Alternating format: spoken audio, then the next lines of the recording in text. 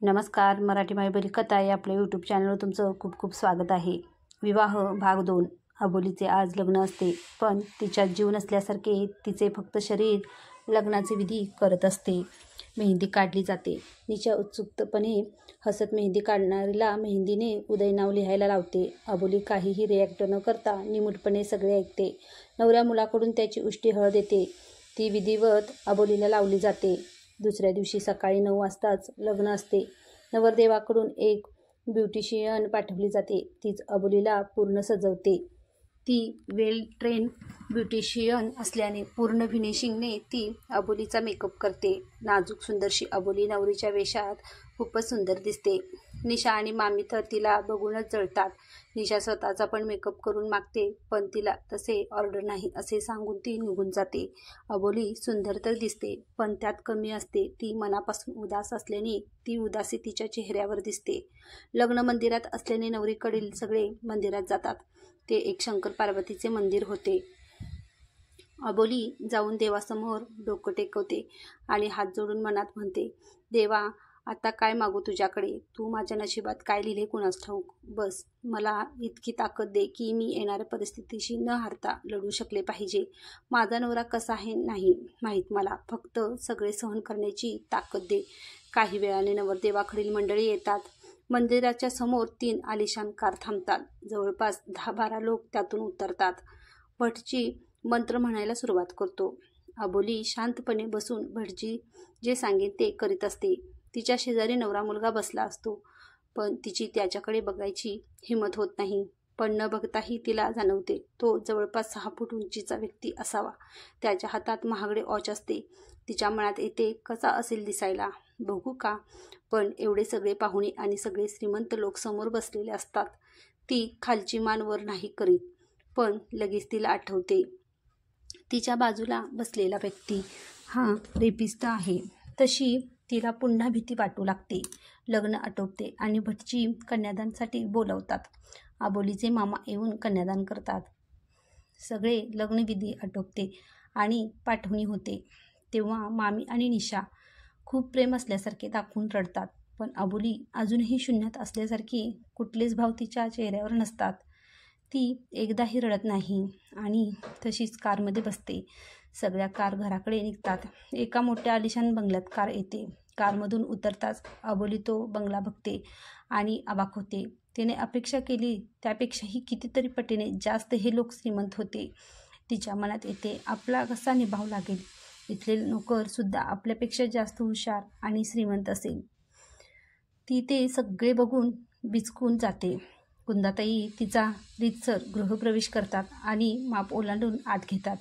अबोलीला कुंदाताईकडे बघून जाणवते की यांना कुठेतरी बघितले आहे, पण कुठे ते काही तिला आठवत नाही. सगळे पाहुणे हॉलमध्ये बसलेले असतात, पण आत येताच नवरदेव मात्र गळ्यातील हार काढून फेकत झपाझप पावले टाकत वर निघून जातो. अबोली अवाक होत त्याला पाठमोरी जाताना बघते. मनात येते, याला माझ्याशी लग्न करायचे होते की याचे पण लग्न जबरदस्ती झाले? बरोबर आहे, एवढा श्रीमंत व्यक्ती माझ्यासारख्या सामान्य गरीब मुलीशी का लग्न करेल? नक्कीच याचेही लग्न जबरदस्तीने झाले असेल. ती विचार करीत असतेच की कुंदाताईच्या आवाजाने ती भानावर येते. कुंदाताई, ए अबोली, मी तुझी सगळ्यांशी ओळख करून देते. अबोली हळूच त्यांच्याजवळ जात उभी राहते. कुंदाताई, मी उदयची आई, म्हणजे तुझी सासू बरं का, आणि हे तुझे आजी सासरे आणि आजी सासू, पाया पड त्यांच्या. अबोली खाली वाकून त्यांच्या पाया पडते. कुंदाताई एक एक करीत सगळ्यांशी तिची ओळख करून देते. उदयचे मावशी, मौसाजी, मामा, मामी, काका, काकू, मोठे काका आणि मोठी काकू, तसेच उदयचे वडील श्रीकांत राजवाडे, सगळ्यांशी ओळख करून दिल्यानंतर सगळे तिला आशीर्वाद देतात आणि सगळेजण तिला काही ना काही महागडी भेटवस्तू देतात. मावशी तिला सोन्याचा नेकलेस देते. मामी तिला सोन्याचे कडे देते. दोन्ही काका मिळून तिला एक FD सर्टिफिकेट देतात आणि आजी सासरे तिला एक इन्व्हलपमध्ये काही डॉक्युमेंट देतात आणि कुंदाताई तिला जरीकाठाची साडी आणि त्यावर सोन्याचं बाळकृष्ण देते. ती सगळे घेऊन कुंदाताईकडे बघते की आता यांचे काय करू. कुंदाताई तिला एका रूममध्ये घेऊन जातात. कुंदाताई, आजच्या दिवस तू याच रूममध्ये राहा. उद्या सत्यनारायणची कथा आटोपली की तुला तुझ्या रूममध्ये राहता येईल. जा, थोडी फ्रेश होऊन आराम कर. डिनर रेडी झाला की मी आवाज देते. आणि त्या जायला वळतात. तेवढ्यात अबोली अडखळत मॅडम. कुंदाताई मागे वळतात आणि स्माईल करीत, अगं मॅडम काय म्हणतेस? आजपासून आई म्हण मला. काय झाले? अबोली. मॅडम ते जीभ चावत, सॉरी आई, हे दागिने कुठे ठेवू? कुंदाताई. अगं तुझेच आहे हे, तुझ्याजवळ ठेव. अबोली. पण हे इतके महाग दागिने मी कसे सांभाळू? कुंदाताई. एक काम कर, आता तुझ्याजवळ ठेव. उद्या कथेला बसशील तेव्हा घालून घे. आणि हा बाळकृष्ण उद्या सकाळी कथेत ठेवावा लागेल तेव्हा सांभाळून ठेव. उद्या भटजी मागेल तेव्हा देशील. आणि उद्या तुझ्या रूममध्ये जाशील तेव्हा प्रश्नच नाही. तिथे वॉर्डरोब आहे आणि त्यात लॉकर पण आहे, तेव्हा तू तिथे ठेवू शकते. आणि घाबरू नको, इथे कधी चोरी होत नाही. आणि उदयच्या रूममध्ये तर त्यांनी बोलवल्याशिवाय कोणीच जाऊ शकत नाही. अबोलीला मनात प्रश्न पडतो, कुणीही जाऊ शकत नाही, मग मी कशी जाणार? तिच्या चेहऱ्यावरचे एक्सप्रेशन बघून कुंदाताई तिच्या गालावर मायेने हात फिरवत, अगं तू पत्नी आहे, आजपासून त्याची तुला परमिशनची काय गरज? तुझाही आजपासून त्याच्यावर, या घरावर आणि त्याच्या रूमवर पूर्ण अधिकार आहे. ती आता त्याच्या एकट्याची नाही तर तुम्हा दोघांची रूम आहे. असे म्हणत त्या रूम बाहेर निघून जातात. अबोली तशीच तिथल्या बेडवर बसते आणि मनात, दोघांची रूम ऐकायला किती छान वाटते, पण खरंच असे असेल की मी या घरातही एक कठपुतली बनून राहणार? आतापर्यंत मामीच्या इशाऱ्यावर नाचायची, आता नवऱ्याच्या. अचानक तिला भीती वाटते. कसे असेल हे? स्वभाव कसा असेल? रेपिस्ट आहे म्हणजे बायकोवरही रोज फिल्ममध्ये दाखवितात तसे असतात का रेपिस्ट? रानटी? बापरे, तसे असेल तर माझे कसे होणार? आपल्यासारख्या मुलीला इतक्या सहजासहजी एवढ्या मोठ्या घराची, नाही बंगल्याची, पण बंगला काय, हा तर महालच वाटतो. मी आणि या महालाची राणी कसे शक्य आहे? माझे नशीब इतके चांगले तर राहूच शकत नाही. सगळे खूप चांगले वागत आहेत. खरंच हे चांगले लोक आहे की दिखावा आहे? अबोली, जरा जपून वाग. देवा, आता तूच माझा वाली, मला हिंमत दे देवा सगळं सहन करण्याची, नाहीतर मलाही माझ्या आईवडिलांजवळ पाठवून दे. सुखी होईल मी. नकोच वाटते आयुष्य आता. असं वाटायचे की लग्न झाले की सुखी होऊ, मामीच्या जाचातून मुक्ती मिळेल. एवढे श्रीमंत सासर, श्रीमंत नवरा कधीच नव्हता पाहिजे. मला तर सर्वसाधारण मिडल क्लास आमच्यासारखी फॅमिली पाहिजे होती. खूप काही मोठे स्वप्ने नव्हते माझे, पण तेही पूर्ण नाही होऊ शकत. देवाने काय वाढून ठेवले माझ्या नशिबात तर काय माहीत. काय इतकी परीक्षा बघतो माझी? मी काय पाप केले जे माझ्या आयुष्यात इतके काटे दिले? तू इतक्यात दरवाजा कुणीतरी नॉक करतो. मॅम, आत येऊ? अबोली साडी सावरते, डोळे पुसते. हो या ना वसंत काका. मॅम, तुम्हाला कशाची गरज वाटली तर 205 कॉल करा. हा सर्वंट रूमचा नंबर आहे. अबोली, हो ठीक आहे. अबोली फ्रेश होऊन कपडे चेंज करते. काही वेळाने तिला जेवायला बोलवायला एक मेड येतो. तशी अबोली तिच्या मागे डायनिंग टेबलकडे जाते. सगळी मोठी माणसे जेवायला बसलेली असतात. ते बघून ती जागीच थांबते, पण तिचा ऑकवर्डनेस बघून कुंदाताई स्वतः तिला आपल्या बाजूच्या चेअरवर बसवितात. वसंत काका, बाईसाहेब, उदयबाबा भूक नाही म्हणत आहे, तुम्हाला जेवण करून घ्या बोलले. कुंदाताई, बरं ठीक आहे, पण तुम्ही नीट त्याच्याकडे लक्ष द्याल हं? वसंत काका, हो बाईसाहेब. मामी हळूच धुसफूस करीत, आम्ही याच्या लग्नासाठी म्हणून इथे आलो आणि हा सोबत जेवणसुद्धा करू शकत नाही. कमाल आहे बुवा याची. मामा तिला डोळे मोठे करून बघतात. तशी ती शांत होते, पण अबोली हे सगळं ऐकते. तिला कळत नाही की इथे काय चालले आहे. लग्न असून हे लग्न घरासारखे नाही वाटत.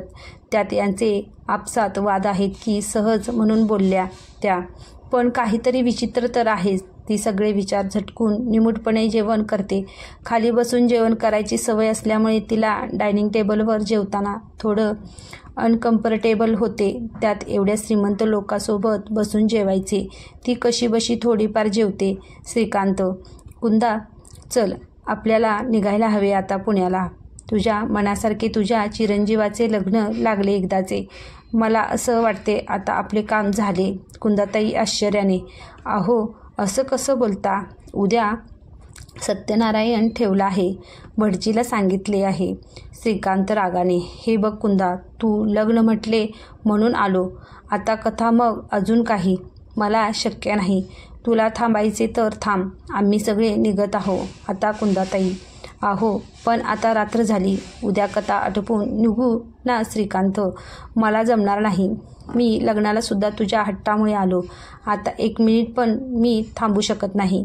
कुंदाताई खूप आशेने आपल्या सासऱ्याकडे बघतात, पण तेही निघायच्या तयारीत असतात. मामनजी, तुम्ही तरी थांबा. घरातील मोठी माणसे हवी ना कथेला. सासरे, तू आहे ना मग. आमची काय आवश्यकता? मी या लग्नाच्या विरुद्ध होतो, तरी तुझा अट्टहास. केलेलो लेकाचे लग्न, आम्ही लग्नात आलो हेच खूप झाले. आता नाही थांबू शकत. तुला काय करायचे ते कर. कुंदाताई नाईलाजाने खाली मान घालतात. सगळे आपापल्या कारमध्ये बसतात. श्रीकांत आणि त्यांचे आईवडील एका कारमध्ये बसतात. कार स्टार्ट करून श्रीकांत कुंदाकडे बघून, तुलाही जास्त थांबायची गरज नाही. कथा आटोपली की लगेच निघून ये. कुंदाताई, अहो, पण तिचे पुढचे बोलणे न ऐकता तो कार सुसाट घेऊन निघून जातो. कुंदाताई हताश होऊन आत येतात.